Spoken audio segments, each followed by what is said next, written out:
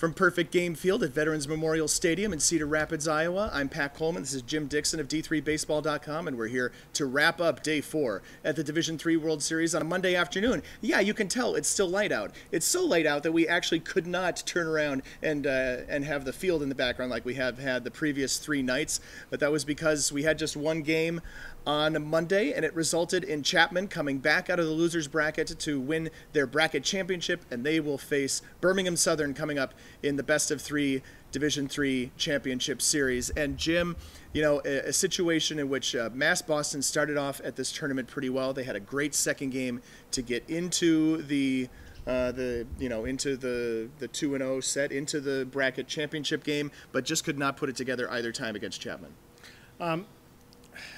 It's Jonathan Hernandez really takes a lot of credit for pitching 8 strong innings and getting Panthers to the championship series. Yeah, Hernandez goes 8 innings on Monday, gives up 8 hits, 4 runs, 3 of them earned, walked just 1, and struck out 5. And here is what Chapman coach Scott Laverty had to say about Hernandez's performance. I just can't say enough about Jonathan, what he did. As he kept going, it was almost like this is his national championship, because we'll see. He's not going to pitch tomorrow, and I don't know how he's going to be on Wednesday. But to get us to this point is huge. Yeah, basically Laverty decided that he was going to bring Hernandez to the post-game news conference, whether we asked for him or not. We got to hear a little bit about what he did, and of course, one of the things that he did that was most important is he saved that team's bullpen for another day. I don't think that Nick Garcia could have come out for another inning. It's nice for him to get a whole day of rest. He may have to pitch 2 games tomorrow and save them both. Indeed. Of course, best of 3 championship series coming up, and it will start at 11 a.m. on Tuesday between Birmingham Southern and Chapman, and then they will play again a half hour afterwards in Game 2. If there is a Game 3 needed in this best of 3 series, it will take place starting here on Wednesday morning in Cedar Rapids. Obviously, one of the key plays that made this game and made this win happen for Chapman, they put up back-to-back crooked numbers in the 4th and the 5th inning, 3 spots in each one, and one of them is when Mack, Cheli, the DH, gets the call, sees that they're going to put on a suicide squeeze, and his reaction was pretty interesting. If I had to guess that I would have hit a triple, then stole home in the College World Series, I would have said you were lying. But I saw he was out of the windup, and I just trusted our coaching staff, and I saw the ball was spiked and just made sure not to hit Jared Penniman's legs, because don't want him going down in any sort of injury. Yes, I was surprised to see that a designated hitter with only 2 stolen bases on a year was sitting there coming down. But it's fortune certainly favored the Chapman Panthers today.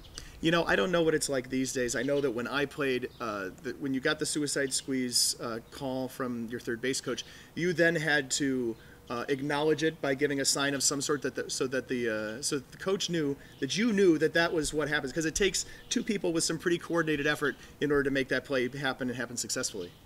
And what I was looking at the play before, when Cheli hit the triple, came around second, stumbled a little bit. He looked back up as his base coach, and he said, "Come on, come on." Same thing with stealing home. I was kind of shook. I saw Fox still waving on, but just try to get there. And once I saw he was saying to get down. As always at these tournaments, it's a tough day for anyone who gets eliminated. Often a senior class that having a long run, a big run, just kind of keeping the team together, keeping the group together for another weekend. Brendan Eygabroat is the guy who you didn't make him cry this year, so that was good. It seems like there's always someone who Jim or I will make cry by asking a question, but definitely an emotional reaction. And here's what he had to say about his team's run and his senior class this year. Overall, the run has been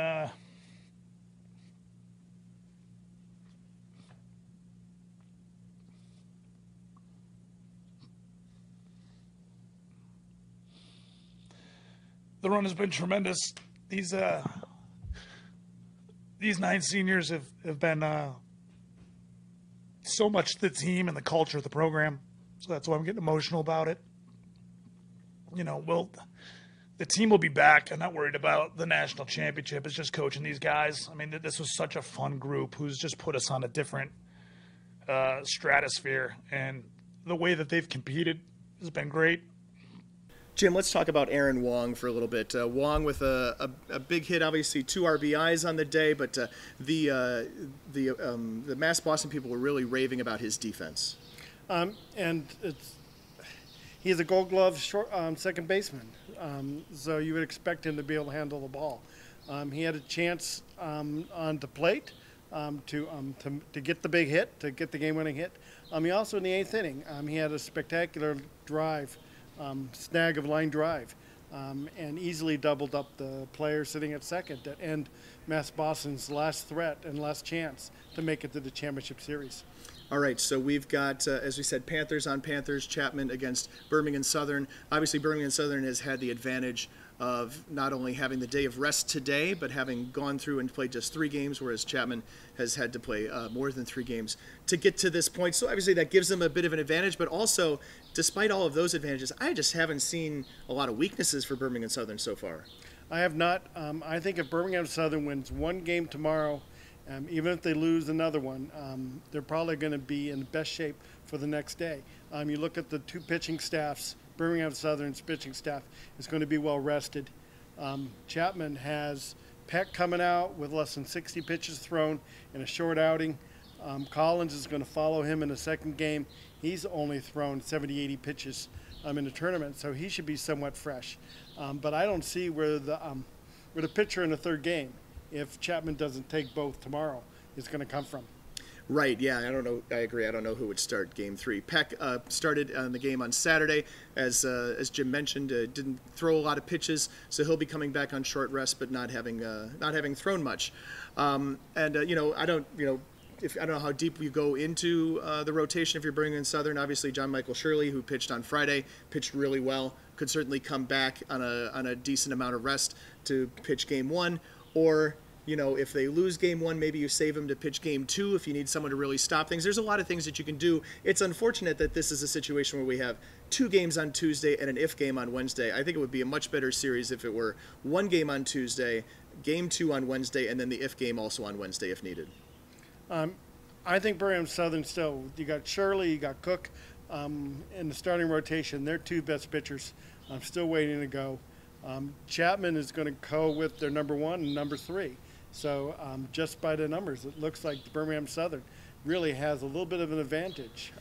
But the Chapman pitching staff has been so good all season long. And I'm sure that 1 bad outing for Tyler Peck is not going to reoccur. I think we're going to see the All-American that we expect to see tomorrow. We certainly saw a great second performance from Jonathan Hernandez here on Monday, and he helped pitch Chapman into the D3CS with a 8-4 win against Mass Boston. For Jim Dixon, for our friends at D3Photography.com, Larry Radloff and Steve Frommel, who helped us turn all this stuff around and find the best way to light this and get it to you without everything backlit behind us. Thanks to them. And we'll be back.